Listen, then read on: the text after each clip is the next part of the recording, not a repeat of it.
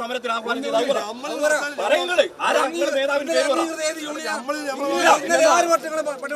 തോന്നിയാസം നടത്തുക എന്നിട്ട് ഇവിടെ നിങ്ങൾ ചിലക്കുക.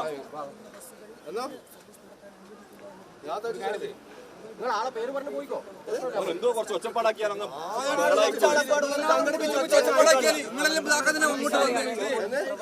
നിങ്ങൾക്കെതിരായുള്ള സമരം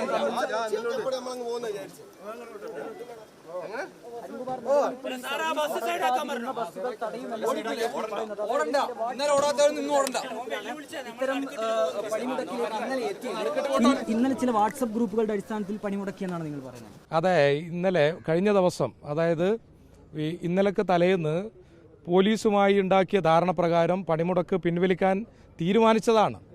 തീരുമാനിച്ചതിന് ശേഷമാണ് ആരോ വാട്സപ്പിനകത്ത് പണിമുടക്കും എന്ന് പ്രഖ്യാപിച്ചപ്പോൾ കുറേ ആളുകൾ അതിൻ്റെ ഭാഗമായി പോവാണ്. ഇന്നലെ പാനൂർ റൂട്ടിലേക്ക് ബസ് ഓടി, ചില റൂട്ടിലേക്കും ബസ് ഓടിയിട്ടുണ്ട്. പക്ഷേ കൂത്തുപറമ്പ് ഭാഗത്തേക്ക്, ഇരിട്ടി ഭാഗത്തേക്കുള്ള ബസ്സുകൾ ഓടിയിട്ടില്ല. ചില റൂട്ടുകളിലേക്ക് ബസ് ഓടിയിട്ടില്ല. അതിൻ്റെ ഭാഗമായി ജനങ്ങൾ വലിയ ബുദ്ധിമുട്ടിലാണായത്. ഇതിങ്ങനെ തോന്നിയതുപോലെയാണ്, ഇടയ്ക്കിടയ്ക്ക് ഇങ്ങനെ ഇവർക്ക് തോന്നിയതുപോലെ അങ്ങ് പണിമുടക്ക് നടത്തൽ. ന്യായമായ നിലയിലുള്ള പണിമുടക്കാണെങ്കിൽ ജനങ്ങൾ അതിനെ അംഗീകരിക്കും. പക്ഷേ ഇത് ഒരു തരത്തിലും ഇങ്ങനെ ഒരു വിഷയമായി ബന്ധപ്പെട്ട് ഇങ്ങനെ തുടർച്ചയായി സമരം ചെയ്ത് ജനങ്ങളെ ബുദ്ധിമുട്ടിക്കുന്നു.